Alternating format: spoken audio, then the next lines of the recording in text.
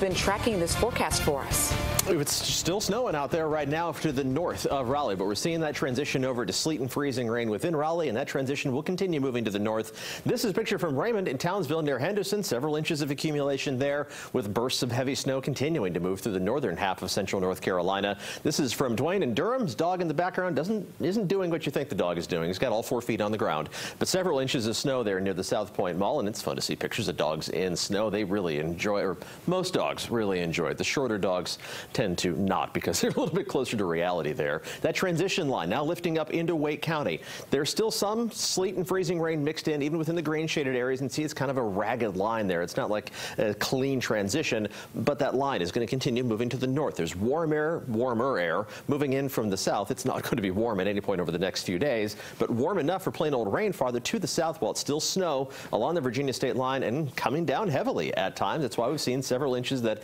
heavy, wet accumulation.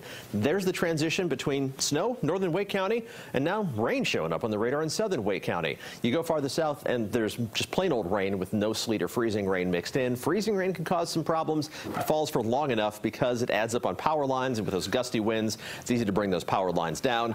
And there's the plain old rain. Farther to the south, everything continuing to flow in, and we're just covered in moisture, whether it's frozen or liquid.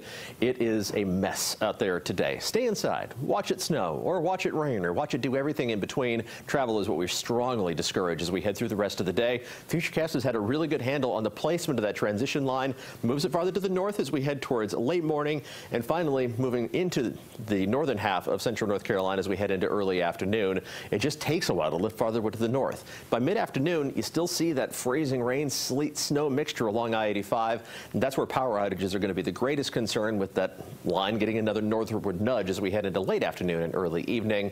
But even once it starts raining, the roads are still going to be a mess. It just takes a while for that rain, as cold as it is, to melt the snow that's already accumulated and cause such bad conditions. By tonight, that rain snow line begins to drift farther to the south once again, and by tomorrow morning, I think we're going to have another burst of sleet and snow, lighter, but still enough to cause some problems on the roads in the early Monday time frame. So how much has added up and will add up? Well, most south of the triangle, what you've gotten in terms of wintry precipitations, what you're going to get, because the transition to rain has happened or is about to happen. It's moving northward right now, 3 to 6 plus inches of snow around the triangle, this light blue shaded area.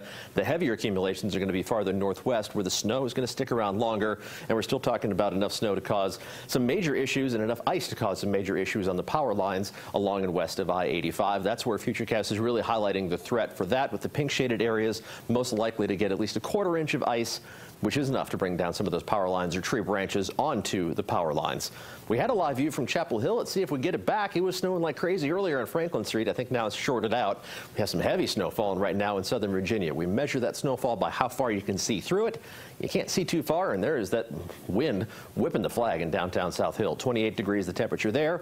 We've warmed up a degree in the triangle, 31 degrees, but still below freezing, so it's freezing rain and sleet, but you see that on the camera lens now instead of the snow flying past the camera lens at the Lonnie Pool Golf Course. Air temperatures, colder to the north, a little warmer to the south. Not much. I mean, an 8-degree spread from north to south is kind of our usual trend for this time of the morning, but it's either 7 degrees below freezing or near freezing or far enough above freezing to keep things in the form of plain old rain. Of course, it feels colder. 19, the wind chill right now in the triangle, feels like 25 degrees in Fayetteville, and it's raining. Boy, talk about a gross day. And that rain snow line, again, is going to be the problem for us as we head into early tomorrow morning. We'll freeze the maps about 6 o'clock tomorrow.